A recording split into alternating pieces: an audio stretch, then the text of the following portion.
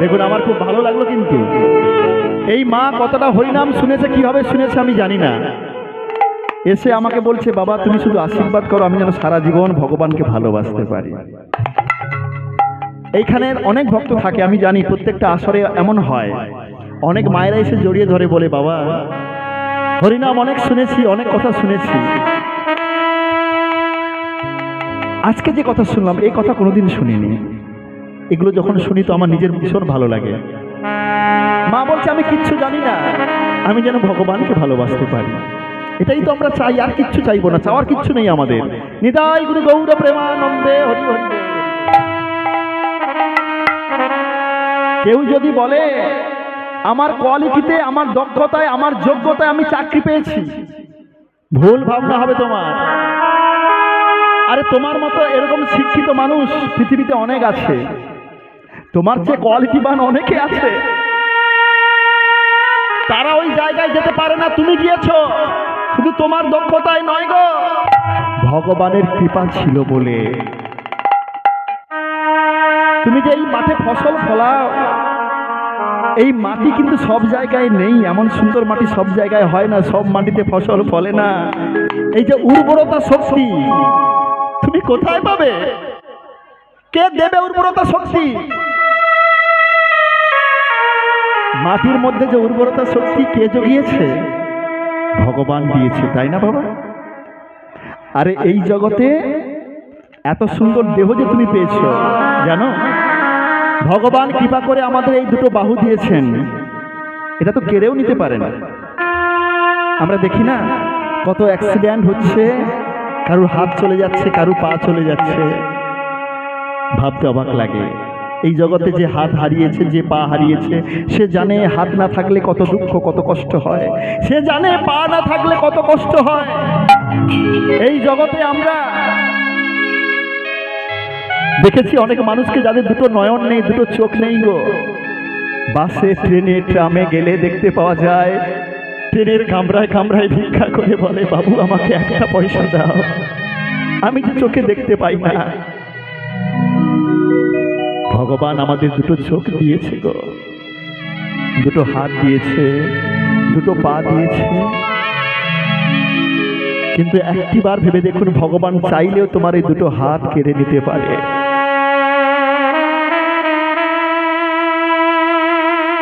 ভগবান চাইলে তোমার দুটো পা কেড়ে নিতে পারে, তোমার দুটো নয়ন কেড়ে নিতে পারে। সেদিন তোমার ক্ষমতা কোথায় থাকবে?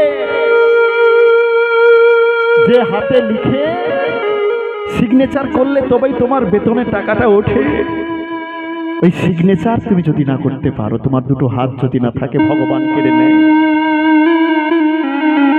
তোমাকে ভগবান সেই চাকরিতে রাখবে? রাখবে না। তাহলে ভাবতে হবে এই জগতে তুমি যা কিছু পেয়েছো, তোমার আজকে যা কিছু আছে, তোমার যত কিছু সম্পদ, সবই ভগবানের গো। কিন্তু তারপরেও যদি আমরা ভগবানকে ভালো না বাসতে পারি, এই দুটো হাত দিয়ে ভগবানের চরণ সেবা যদি কোনোদিন না করতে পারি, এই দুটো নয়ন দিয়ে যদি ভগবানের রূপ কোনোদিন দর্শন করতে না পারি, এই দুটো চরণ নিয়ে যদি কোনোদিন ভগবানের তীর্থস্থান পরিভ্রমণ করতে না পারি, এই চরণের কোনো মূল্য নেই। এই দুটো বাহু দিয়ে যদি ভগবানের সেবায় যদি কোনোদিন না লাগতে পারলাম, এই দুটো বাহুর কোনো মূল্য নেই গো। আমার অনেক সময় মনে হয় হরিবাসরে এসে যতবার বলি দুটি বাহু তুলে বলুন, অনেকে বলে না। ভাবতে হবে ভক্তমণ্ডলী মায়েরা, এই দুটো বাহু দিয়ে কিছু না করতে পারলেও তোমার নামে জয়টা দিতে পারো গো। এই জগতে তুমি যা কিছু পেয়েছো, তুমি যেমন সংসার পেয়েছো, তুমি কেমন সন্তান পেয়েছো, তুমি কেমন স্বামী পেয়েছো, তুমি কেমন স্ত্রী পেয়েছো, সবই ভগবানের আশীর্বাদ গো, সবই ভগবানের কৃপা। জীবনে কোনোদিন ভগবানকে ভুলে যাবেন না, কোনোদিন না। অন্তত এই একটা কথা আপনারা হৃদয়ে ধারণ করুন, আমার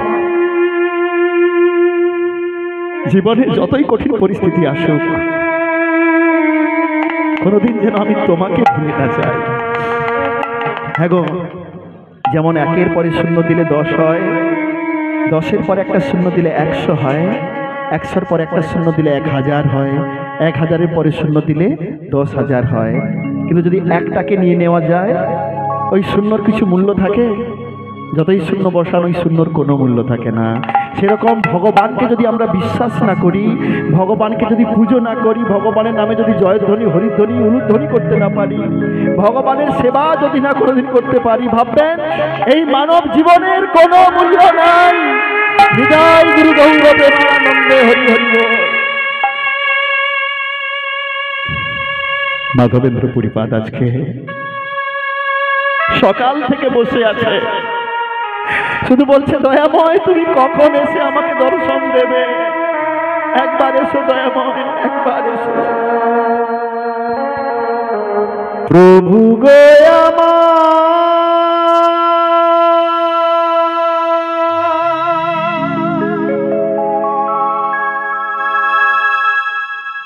কৃপা করো,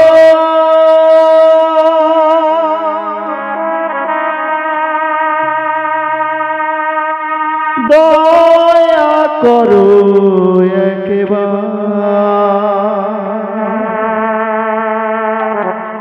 কৃপা করো একবার,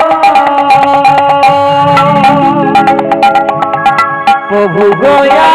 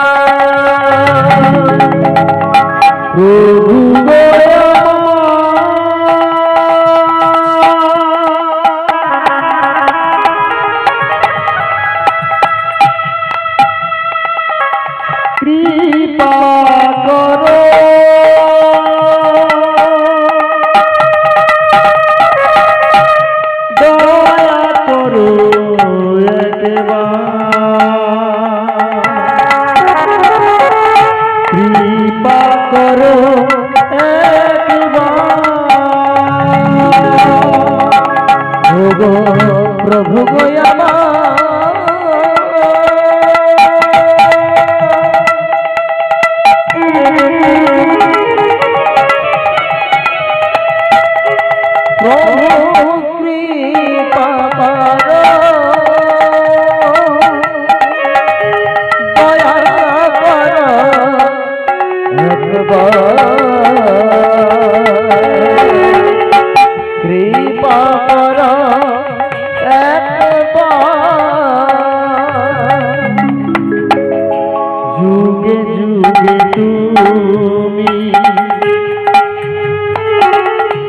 এসেছো ধরা উদ্ধারিতে পৃথিবী, যুগে যুগে তুমি এসেছো ধরা উদ্ধারিতে পৃথিবী, যুগে যুগে তুমি এসেছো ধরা উদ্ধারিতে পৃথিবী, যুগে যুগে তুমি প্রভু এসেছো ধরা উদ্ধারিতে পৃথিবী, তাই তো ডাকি প্রভু দয়া করো এই ভিড়, তাই তো তোমার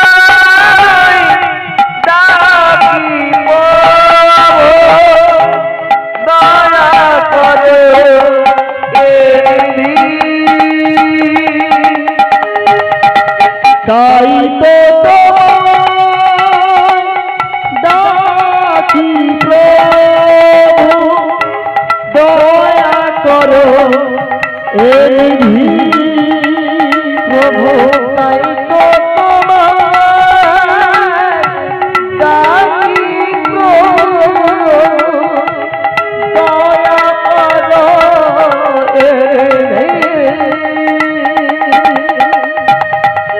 তুমি প্রভু না করিলে দয়া, তুমি প্রভু না করিলে দয়া, বলে আমি যাব কোথায়? কৃপা করো একবার,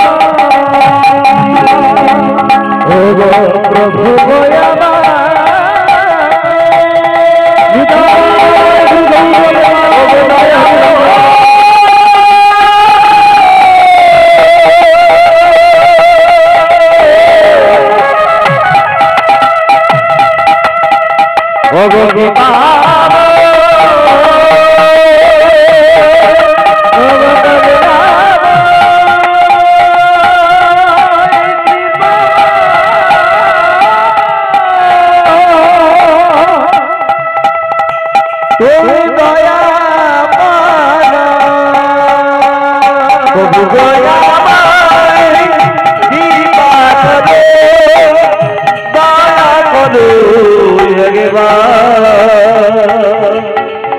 কৃপা করো একবার, কৃপা করো একবার, কৃপা করো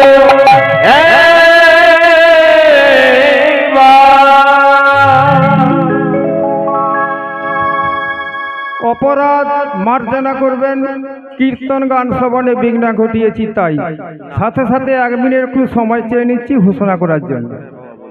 আজকে গদাইপুর প্রথমেই শ্রী শ্রী মহাপ্রভুর চরণে আমি শতকোটি প্রণাম জানাই। তারপর উপস্থিত ভক্তবৃন্দ, পূজক পূজারী, কর্মী ভাই বন্ধু সহ সমস্ত ভক্তবৃন্দ, আবাল্য বৃদ্ধ বনিতা, সবাইয়ের চরণে প্রণাম যথাযোগ্য স্থানে এবং আন্তরিক শুভেচ্ছা এবং স্নেহাশিস জানিয়ে আমি ঘোষণা করছি, গদাইপুর গ্রাম নিবাসী রতনচন্দ্র পাল মহাশয় এবং ওনার পুত্রবধূ অমর পাল এবং ওনার পরিবারের সবাইয়ের ব্যবস্থাপনায় অষ্টপ্রহরব্যাপী নামযজ্ঞ অনুষ্ঠান চলছিল।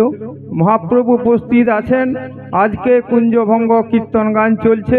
কীর্তন গান শ্রবণ করে শোনাচ্ছেন গৌর হরি দাস অধিকারী মহাশয় এবং ওনার নামের দল সম্প্রদায়, বাড়ি তমলুক।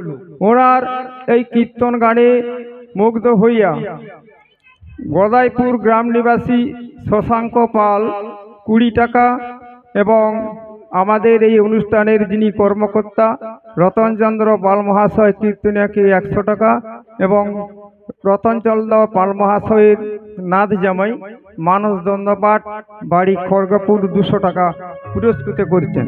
আপনারা সবাই হরিধ্বনি সহকারে সমর্থন জানাবেন এবং উনিও সাদরে গ্রহণ করবেন। আরেকটি ঘোষণা, এই যে রতনচন্দ্র পাল মহাশয় আজকে 8 দিন ব্যাপী আমাদেরকে যে হরিনাম যে শ্রবণ করে শোনালেন, আমাদের খুবই ওনার জন্য আমরা খুবই ভাগ্যবান। তাই আমি আমার পক্ষে নয়, সবাইয়ের পক্ষ থেকে শ্রী শ্রী মহাপ্রভুর কাছে আমি প্রার্থনা রাখি, রতনচন্দ্র পাল মহাশয়ের পরিবার সবাইকে নিয়ে, আত্মীয় স্বজন, বন্ধু বান্ধব, কুটুম, পাড়া প্রতিবেশী, গ্রামবাসী সবাইকে নিয়ে উনি সুখে থাকুন, ভালো থাকুন, ভবিষ্যৎ জীবন আমার সুখ হোক এবং আগামী দিনে আরও একটি সৎসঙ্গের ব্যবস্থা করতে পারুক, এই ক্ষমতা অনেক পারুক, এই প্রভুর কাছে প্রার্থনা রেখে আমি শেষ করলাম। নিতাই গৌর প্রেমানন্দে, হরি হরি বল।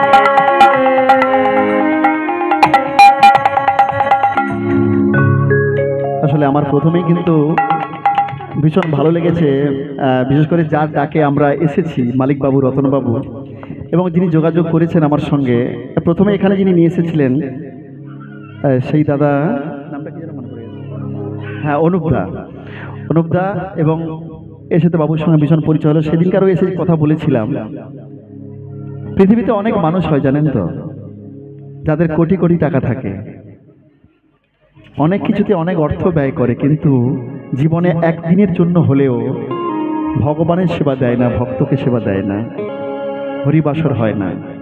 জানবেন, যে বাড়িতে কোনোদিন হরিবাসর হয় না, যে আঙিনায় ভগবানের পুজো হয় না, সেটা কখনো বাড়ি হতে পারে না, সেটা সংসার হতে পারে না, সেটা হয় শ্মশান।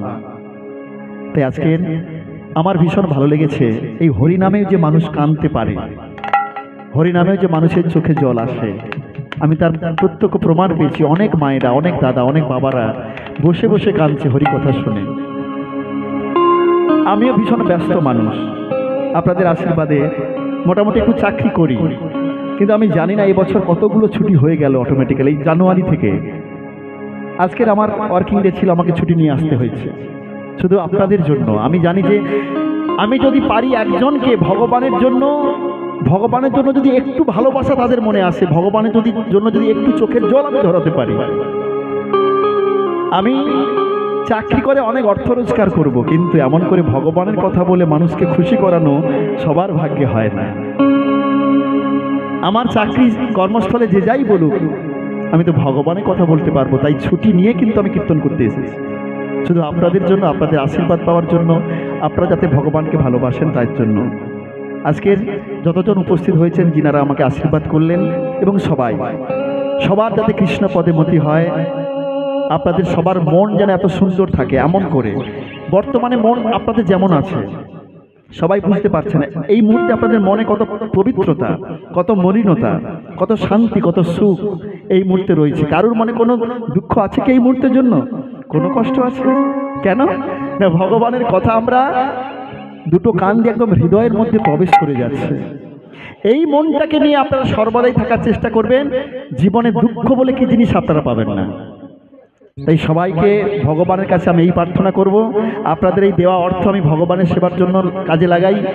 এবছর আমার বাড়িতে একটা ডেট হয়েছে, আপনাদের মতো ভক্তের সমাগম হবে, হরিবাসর হবে জ্যৈষ্ঠের 4-5। তো এই অর্থ ভগবানের সেবায় আমি লাগাবো। আপনাদের সবার মঙ্গল হোক, ভগবানের আশীর্বাদ সবার মস্তকের উপর বরিশন হোক, ভগবানের কাছে কামনা করলাম। নিতাই গুরু গৌর প্রেমানন্দে, হরি হরি বল, হরি বল, হরি বল। আর লীলাটা শেষ পর্যন্ত থাকবেন, এই আশাটুকু থাকলো। তো আজকে মাধবেন্দ্রপুরী ভগবানকে ডাকছে, যখন ডাকছে এমন করে কেউ না জানলেও একজন কিন্তু জানে, সে কে? অপরূপ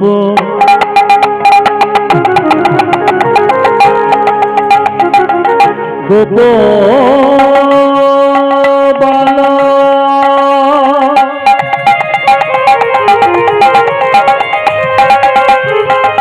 ওই অপর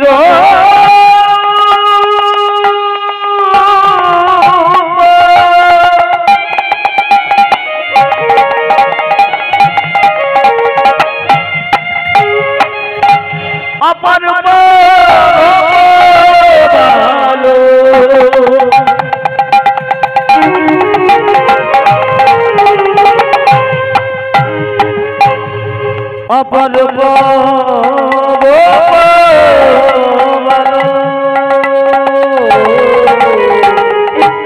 অপরূপ রূপবান,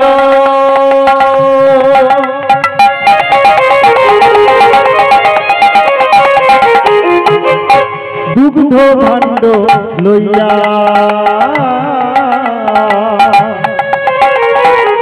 আজি অপরূপ রূপবান,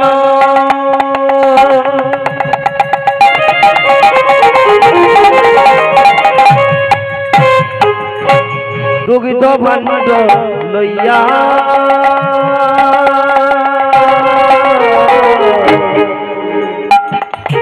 মাধবপুরী সন্মুখেতে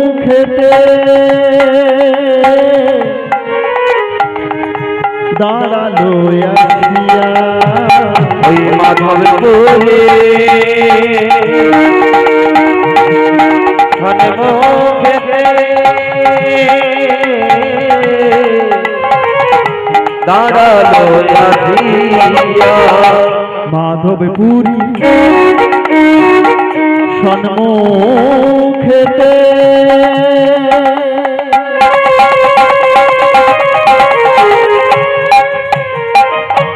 দাঁড়ালো আসিয়া ভগবতরে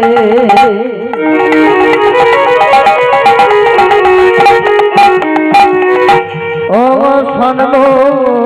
সন্মুখেতে দাঁড়ালো আসিয়া কি হলো? অপরূপ গোপবাল দুগ্ধ ভাণ্ড লইয়া মাধবপুরীর সম্মুখেতে আসিল দাঁড়িয়ে। একটা দুগ্ধের ভাণ্ড নিয়ে মাধবপুরীর সম্মুখে এসে দাঁড়িয়েছে।